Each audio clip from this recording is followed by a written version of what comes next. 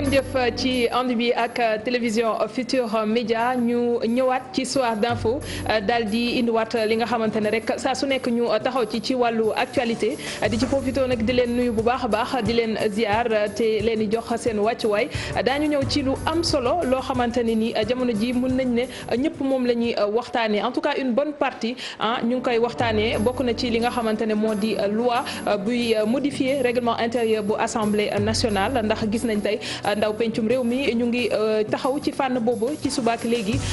mujjee nañ ko woote waaye dinañu ñëwit ci li nga xamante ne moo di restitution liggéey bi ñu jot a def ci commission d'enquête parlementaire bu affaire 94 milliards ci kanam lay doon ak suñu ñaareelu gan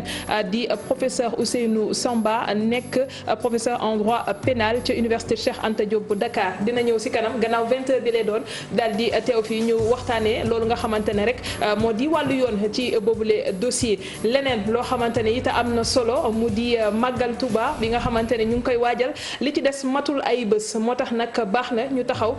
waxtaan ci li nga xamante ne rek moo di wàccaay gi ci boobule xew-xew nga xamante ne ci àddina bi yëpp dañ koy màggal waaye it wax ci lu am solo mu di li nga xamante ne rek moo di taxawaayu Serigne Touba face au colon loolu yëpp dinañ ci ñëw ci kanam ak signification safar ak taxawaayu taalibe yi du ñàkk ñu gën ko yaatal ak suñu gan di docteur Cheikh Gueye nekk enseignant chercheur bokk it ci comité scientifique bu Massalikul Jinaan ak it bu Rawdu Rayaahin c'est bien ça jërëjëf docteur dalal ak jàmm ci plateau bi. jërëjëf maa ngi leen di nuyu bu baax di nuyu ñi ñuy seetaan ñëpp di ñaan yàlla ñu waxtaan wu am solo bu amal njariñ nit ñi. alors dinañu ñëwit ci leneen loo xam ni ajuma bu jot ñu def ko mu di tàggat yaram ak it lépp loo xamante ne rek moo di match wala xew-xew yoo xam ne mën nañu ko xaar ci week-end bi Cheikh Tidiane Diagne dalal jàmm. maa ngi lay fay soxna si di nuyu aussi téléspectateur télévision Futurs Médias. daañu ñëw xanaa ci jubilé bi ma la dégg nga doon def si rajo bi. yaa ñoom mala waaw mënut a ñàkk parce que xam nga boo tenir ànd ci équipe mel ni Brésil donc loolu ndam la donc je pense que loolu yëpp incha allah dañ ko développé fii ci kanam tuuti rek. ci kanam wax nga ko beneen xibaar boo xam ne ñu ngi ci jot yàggu dara comité directeur bu PDS daal di koy dëggal mu di maître Abdoulaye Wade nga xam ni suba président Macky Sall dana ko dalal ca palais de la République mu mel ni rek docteur Cheikh Gueye la ñu jëlee ca Massalikul Jinaan ma ngay wéy ba léegi te mi ngi indi ay jéego yoo xam ne ci langue politique bi ñu bëri ña ngi koy rafet. waaw loolu lañ doon ñaan mu nekk li jóge mag ci Masalik nekk loo xamee ni lu sincère la lu dëggu la ci ñi nga xamee ni ñoo ko seqoon surtout buñ ci wax mooy li nga xamee ni mooy juboo bi sëñ bi yombal te mu ferankulaaye foofu ñu joxante fa loxo ñëpp doon nañ xalaat ne xaj na mën na nekk loo xamee ni lu épiphénomène la wala bokk ñuy hésiter wala ñuy douter est-ce que lu dëggu la ci ñoom mais li ma gis mooy libération Khalifa Sall ak réception bi Macky Sall di war a recevoir maître Abdoulaye Wade ak yeneen événements yi ci nar a topp nuru na ni souffle boobu mi ngi continuer esprit Massalikul Jinaan mi ngi animé ba léegi homme politique yi. Cheikh Tidiane président Macky Sall bu mu doon yóbbaale bés boobu maître Abdoulaye Wade ci otoom ñëpp gis nañ ko waaye lañu waxante woon rek ci bés boobu moo di de du yàgg dara daañu gisante waat te dina ko dalal. voilà moo mandargal. waaw da ko mandargal parce que aussi boo xoolee jour boobu ñoom ñaar ba ñuy ànd di dem à l'issue en tout cas ba mu ko yóbbee ba këram yóbbu Abdoulaye Wade ba këram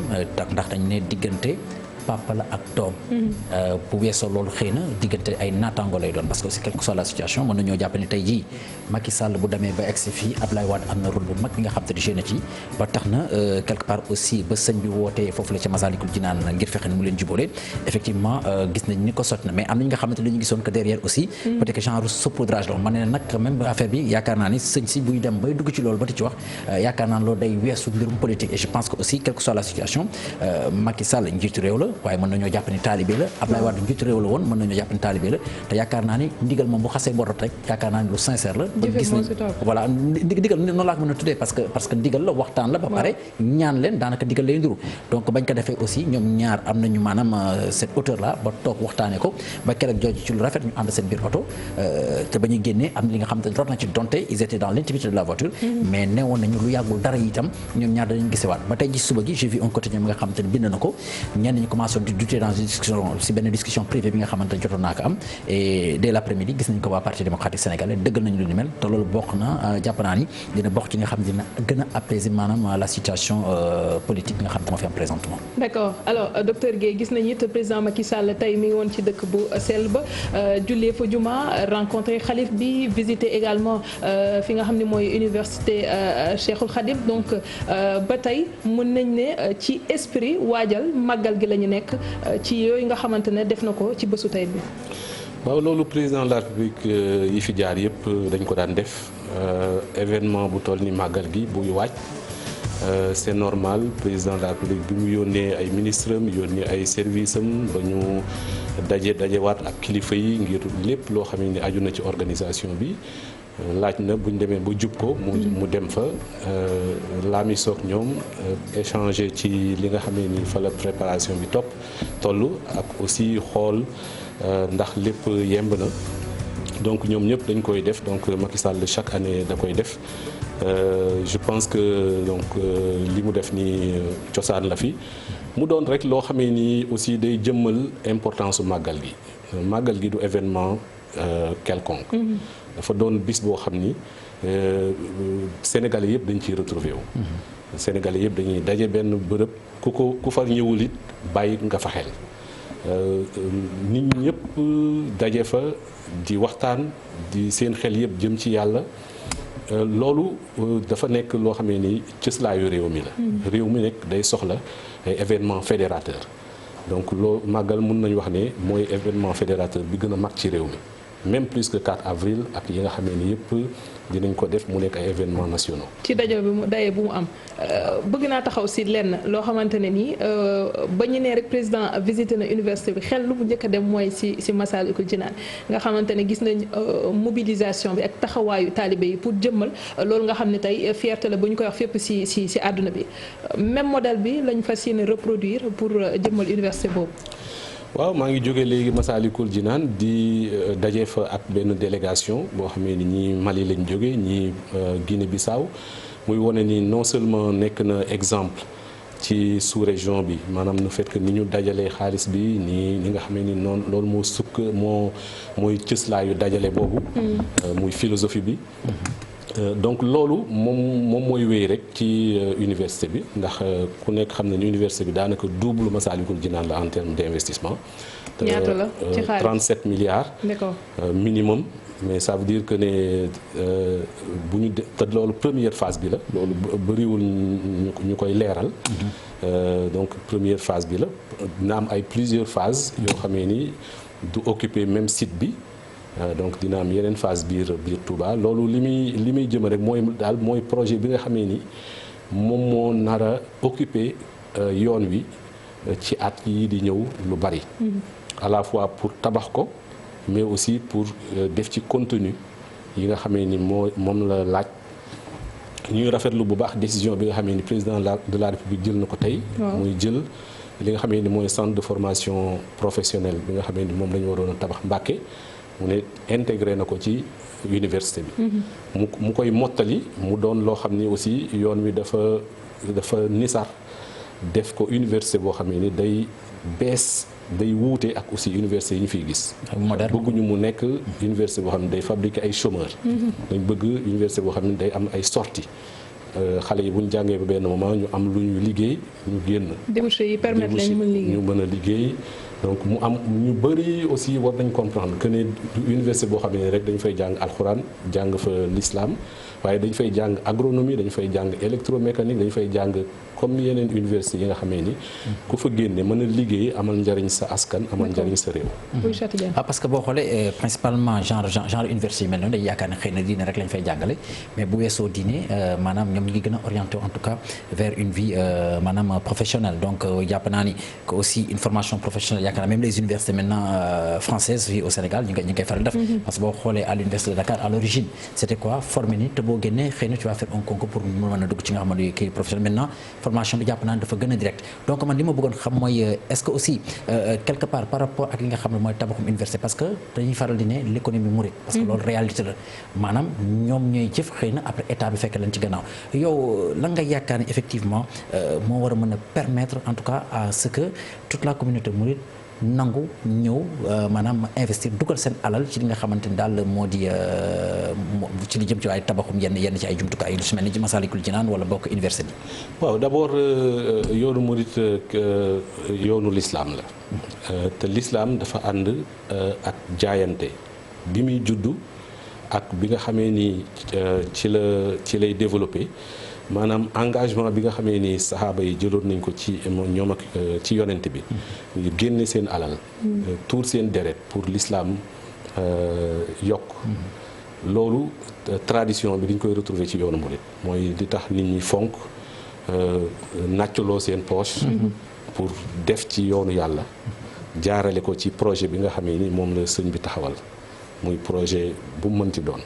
donc loolu cosaan la ci yoon bi ñu def ko tabax ci chemin de fer tabax ci juma Diourbel 1916 ba 19 tabax ci jumaay Touba ci même philosophie boobu tabax ci yeneen ak yeneen masali ñi ngi wax Matlabul Fawzeyni hôpital bi gën a mag Touba ba léegi ñun bi nekkee étudiant Strasbourg 94 déjà fa la ñu fekk ñu jënd ay carte yoo xamee ni fii la war a ñëw donc boo ko seetloo benn réseau lay doon boo xamee ni fépp la yam ay branche jóge Touba jëm ci monde bi fu murit nekk day contribuer muy jaar ci ay réseau di dellu si loolu nag boobu philosophie pour man lu am solo la dafa d'ailleurs commencé xew ci même dëkku tubaab yi ñuy wax crowdfunding lañ koy wax ñu ne booloo mais def ko ci projet boo xamee ni day amal njariñ communauté bi donc loolu nag fekk na yoonu murit moom ba mu koy def yàgg na ci la tabax lépp loo xamee ni tabax na ko ci la it nar a fas yéene pour man lawal xalaat yu bees yi nga xamee ni moom moo war a yokk suñu réew yi parce que ñun ñëpp gis nañ ni foo laajee mbirum théorie économique ak lépp loo xamee ni jëm na ci mbiru koom-koom li ñu Banque mondiale wax li ñu FMI wax ak capitalisme yooyu dañuy teg suñu kanam mu suñu mën a génn loolu nga xamee ni moom mooy yoon yooyu ñu tëralal mais Masaalikul Jinaan li mu wone mooy am nañ suñu yoonu bopp ak suñuy xalaatinu bopp ak suñuy ngëm-ngëmu bopp jotul tamit ñu tënk ko ci téere modèle li ngay wax noonu comme ça nit yi tamit dañ xam ne lii kat c'est un document scientifique bu permettre nit yi ñu mën ci sukkandiku bu ñu bëggee taxawal yenn projet yi. waaw loolu xam nga lu am solo la laaj bi nga laaj parce que pour man ko journalistes yi dañu war a gën a lëkkaloo ak chercheurs yi parce que li ma gis mooy bari na ci loo xam ni comme ni nga ko waxee nii dañ koy wax mais fekk na am na bu yàgg. nga 1958 président Abdoulaye Wade mi fekkoon na ko mu génne benn article sur l'économie mouride donc la philosophie du travail. l'éthique mouride du travail. chez les mourides. maanaam liggéey ñàkk jariñu bi ñuy faral di wax. voilà te soo xoolee langage bi nga xamee ni moom la nit ñi di utiliser ñàkk jariñu comme ni nga ko waxee. jàmm ak xéewal soo ne dërëm ak ngërëm xam nga loolu yooyu yëpp ay théorie économique la soo ko nit ñi soxlawuñu di ko théoriser jëf ko la ñuy tal mais effectivement universitaires yi depuis bu yàgg ñu ngi ciy jéem boo xoolee mën naa wax ni ci loolu bokk na ci li ñu ëpp lu ñu bind ci Sénégal en termes ci science sociale muy géographie muy sociologue yi muy anthropologue yi muy tubaab yi muy fii muy fi murit yi mos a dem yëpp ay Italie bu ñu fa demee chercheurs italiens nañu ñii ñooy ñan lan la ñuy def lan moo nekk seen cëslaay def ci ay études donc études yooyu bari na lool donc d'ailleurs ci Masaalikul Jinaan li ñu bëgg mooy fésal lu mel noonu fésal ne lii nga xamee ne nii moo tabax di am na philosophie bu nekk derrière philosophie boobu ban philosophie la lan mooy cëslaayam lan mooy wéeruwaayam ci l'islam lan mooy delluwaay bi ci njàngaleem Sëñ Tuuba loolu yëpp nekk na loo xam ni dinañ ko gis ci Masaalikul Jinaan mu gën a fës ci waa Dakar ndax boo demee Touba fi mu ne am na effectivement daaray kaamil boo xam ni livre yi ak yëpp ñoo ngi fa ñu dajale depuis de très longtemps. ñuy def liggéey bu mel noonu. ci màggal gi ñu des si ndax li des bëreetul fan ngeen toll ci waajtaay surtout comité scientifique bi. waaw comité scientifique bu màggal gi déjà ren li nga xamee ni moom moo ci bees mooy liggéey bi dafa doore ci Masalik. ñu fàtte ni bi ñuy waaj a inauguré Masalik. comité scientifique boobu dafa ñëw Dakar toog fii weer ak lu topp ngir waajal Masalik ci mbiru xam-xam ci donc organiser ay conférence organiser ay waxtaan woo ci ay borom xam-xam yu mag yu nekk suñu université yi suñu daara yi ak même ñu jóge bitim réew. bi ñu defee loolu ba pare léegi nag dañu changer rek donc dem Touba di waajal aussi Touba ñi nga xam ne noonu lañ ko waajal ren mooy comme ni ñu ko daan defee caravane. donc boo xamee ni day wër dëkk yi nga xamee ni sëñ Touba jaaroon na fa wala ay doomam jaar fa wala ay yu am solo am fa ñu jaar fa dundalaat bërëb yooyu toog dem fa waxtaanaat ak ñi nga xamee ni ñoo fa nekk. ginnaaw loolu am na ay conférence yoo xamee ni tamit lu jar a suivre la parce que moment bi nga xamee ni sekki ni ak jawee ni ñu ngi suivre mbiru li ñuy lekk li ñuy naan bernde yeeg yooyu am na aussi yeneen activités yoo xam ne pour bernde xel yi la bernde xalaat yi weccee xalaat ak ñuy jógee Mauritanie ñuy jógee Syrie ñuy jógee yeneen dëkk ngir xool naka la l'islam taxawee naka la vivre ensemble bi ñu koy waxee bindoo fi mu toll nii naka la évoluer di ci waxtaan di ci weccee xalaat ba bisu màggal gi jot su ko defee nag ci la ñuy door a même jour màggal gi activité am na it yeneen activité yoo xam ne waaye ngeen mais man leneen moo may interpellé par exemple bu ñu ne màggal Touba lañ jëm wax ngay activité mais activité yooyu da ngeen tànn xalaat si doog koy fësal ban période ngeen toog ba xalaat ni thème yi war nañ ko mën a aborder ci màggal gi wala lii war nañ ko mën a def ci safar bu ren bi. waaw ñuy sant bu baax sëñ Muntaxa ak sëñ Bassirou Abdou Khadre ndax moom mi nga xamee ni moom moo yor lépp lu jëm ci organisation màggal gi depuis balaa bien avant màggal gi di yegsi ñoom ci la ñuy xalaat ci loolu. ci yan activité la ñu war a tëral ci yan thème la ñu war a mettre en avant donc wàcce ko mu rogalaat jëm ci comité scientifique bi nga xamee ni moom moo ko war a togg ak organiser ci ay activités ci seen ndigal kon daal di koy doxal. toujours noonu lay demee donc ça fait au moins une dizaine d'années yenn saa yi de sax dañu mën ay études par exemple étude bi ñu defoon sur le màggal le poids économique du màggal yooyu yëpp ci la bokk maanaam yenn saa yi ay études la yenn saa yi bu ñu wala ku mel ni congrès yi nga xam ni doon ngeen ko doon def ko ci def voilà. très bien cher. waaw mooy aspect boobu nga xam moom lay développé parce que xam nañu ne que les conférences scientifiques maanaam dafa bokk ci benn pàcc ci lu jëm ci li nga xamante ni moo di màggal bi mais est-ce que askan wi ñoom itam ña ngay intéressé wu ci mbir parce que comme ni ko waxee sekkee yéen jawee ñi la plupart du temps ñoom xëy na peut-être bernde yooyu moo leen gën a intéressé bu weesoo peut-être ziar bi nga xam ne nga def mais tamit baax na aussi pour naatal li nga xamante ni moo di xel yi aussi que askan wi war a mën a gis boppam ci li nga xamante ni moo di conférence comité scientifique yi di def yéen yan démarche ngeen ci def pour pouvoir en tout cas davantage intéresser maanaam les disciples. waaw xam naa ne li tax màggal gi dimension boobu ñu gën ko xam léegi mooy aussi partenariat bi ak presse bi. yi nga xam ne mooy sëñ Cheikh Abdou Lahad Mbacké Gaïndé Fatma ku nekk gis na liggéey bu am solo bi nga xam ne ni def na ko ci partenariat ak presse bi donc yooyu ñuy def noonu yëpp du nekk en catimini day nekk loo xam ne ni presse bi da koy médiatiser donc loolu yëpp. di fexe nit ñi li nga xamee ni moom la ñu yëkkati ci ay xam-xam ñu mën cee jariñoo waaye loo ci gis nag mën des na koo yokk ndax pour man jàpp naa ne ba léegi taxawaay bi nga xamee ni moom la nit ñi war a taxaw ci xam-xam des na sëñ bi ci boppam def na ko li nga xamee ni mooy projet am moo tax mu créer université pour que mbiru xam-xam gën a am doole gën a am solo ci yoon wi maanaam nekk loo xamee ni taalibe xam-xam ak jëfe moom lay boole mu doon loo xamee ni moom ku ko xool xam ne d'abord moom ci boppam noonu la taxawee waaye it noonu la bëgg taalibe yëpp taxawee non seulement dañu war a nekk ay champion ci julli woor joxe asaka ak yi nga xam ne moo aju ci charia mais dañu war a aussi géeju ci xam-xam dañu war a gëstu nekk ay gëstukat ba pare nekk ay liggéeykat aussi donc pour matale ni nga xam ne ni noonu la murid bi war a bel ba mel ñi nga xam ne noonu la ko sëñ Touba bëgg. ci li sëriñ bi bind parce que it xam nañ ni ku ko xam-xam ni ku bëggoon mbirum xam-xam la ñan ñooy gën a dem di ci sukkandiku pour xëy na jëmmal ay liggéey wala recherche yoo xam ne dañuy def jamono ji ñan la ñoo siy gën a fës. waaw loolu tamit lu question bu am solo la parce que comme ni ma ko waxee sànq mouridisme loo xamee ni la lu attirer curiosité la. fépp fu ñu dem nit ñi ñu ngi naan ñii ñan lañ. donc bu ñu nee ñii ñan lañ chercheurs yi fa nekk ci université yi ngay gëstu ñii de nii lañ ñu ngi nekk lii la ñuy def lii mooy seen cëslaay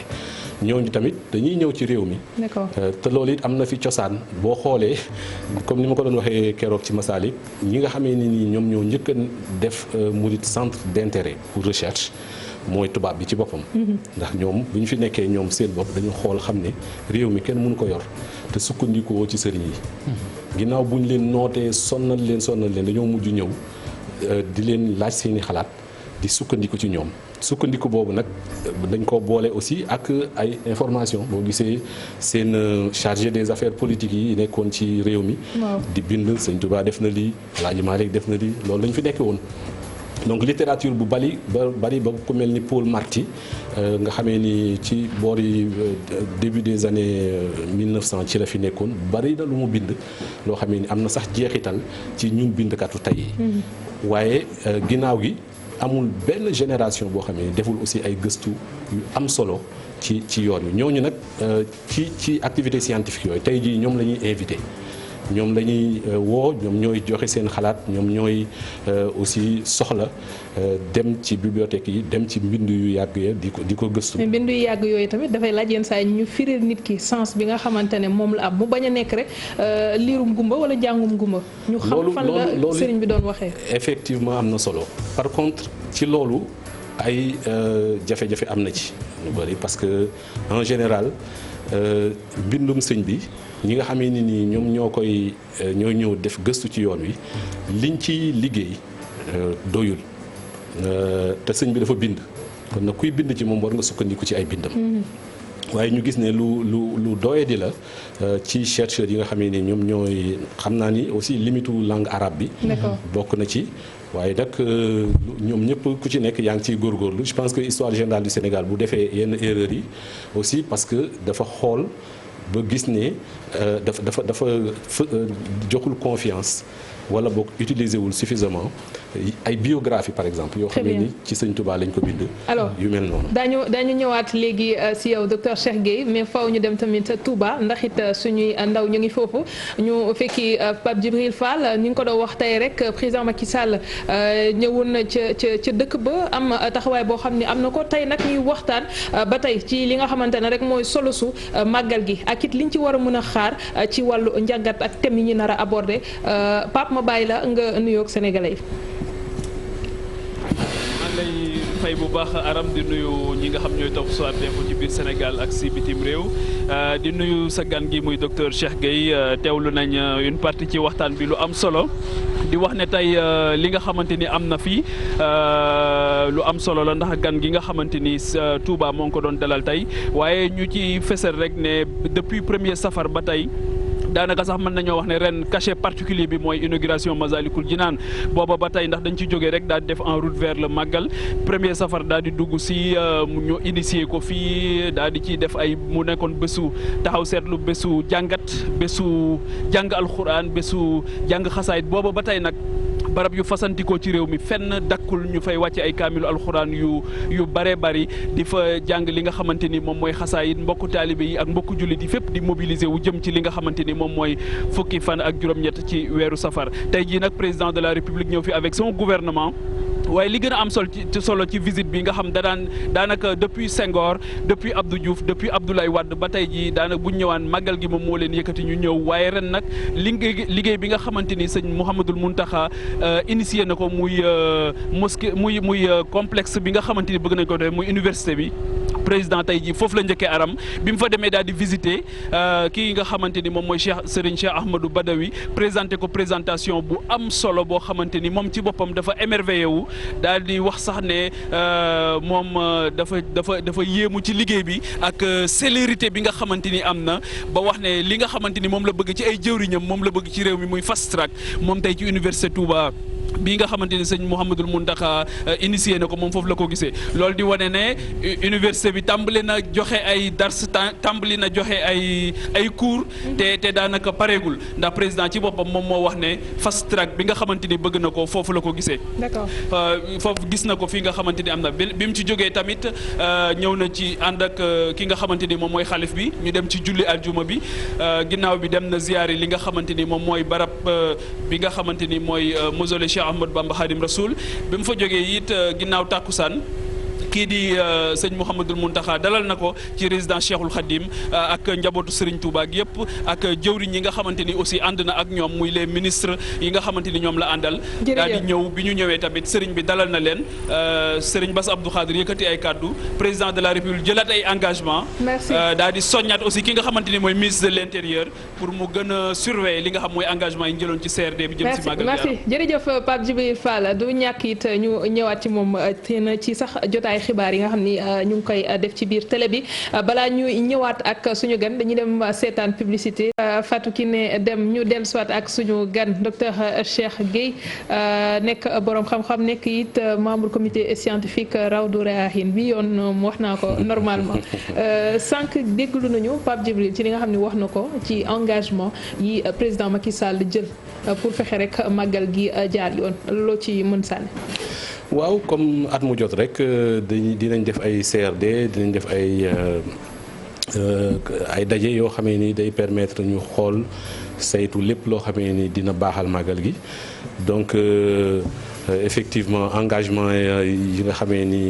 jëloon nañ ko lu ci bari yegg na comme ni nga xamee noonu la ko sëñ Bass Abdou Khadre waxee mais mbiru ndox mi moo continuer nekk jaaxle ndax soo ko xoolee Touba ni mu bindoo am na 29 forages mu doon lu takku ñun bi ñuy def suñuy gëstu yaa 20 ans amul woon sax 10. d'accord donc fi mu nekk nii yokk na mais nag boo xoolee ni nga xam ne ni noonu la ñu dimensionné réseau bi ak dëkk bi di muy yokkee moo tax ndox mi am jafe-jafe yegg fu nekk waaye loolu dañ ci war a jël ay solution yu takku yu gën a takku ay forage ndax dëkk boo xamee ni am na lu ëpp daanaka 1,5 million wala 2 millions nit loolu ay forage mënu koo yor. ñu anticiper balaa xew-xew bi di yegsi. waaw justement par rapport ak ndox bi yaa ko tudd léegi-léegi bu weesoo ñàkkum ndox bi nga xamante ni daanaka da ngeen koy faral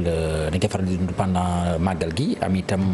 wàllum taw bi parce que ren boo xoolee particularité màggal bi dafa tombé ak li nga xamante ni moo di saison des pluies te ñàkkul ni am na yenn ci ay bërëb yu nekk ci biir Touba nekk en tout cas maanaam sous les eaux actuellement yéen yan matuwaay ngeen yaakaar war nañ ko mën a jël pour permettre à tout un chacun ñu daal di ñëw amal màggal bi ci anam yi gën te duñu am benn difficulté par rapport à ça.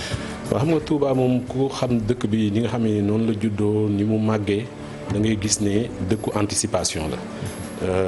mais ci anticipation bi quand même assainissement dafa des. ndax tali yi bari na léegi mbedd yi yaatu na mais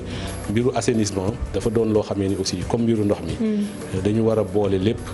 wutal ko solution bu durable. ndax dëkk bu toll noonu ñu naan booru jumaa ji dina am ndox yenn mbedd yi am ndox surtout nga xam ne dañoo jëm ci plusieurs màggal yoo xam ne ci nawet lay tombé. donc mu nar a indi jafe-jafe bu mag ñuy ñaan nguur gi mu fexe waajal loolu. waajal ko waajal bu am doole. boo xamee ni dina tax lii xew Dakar wala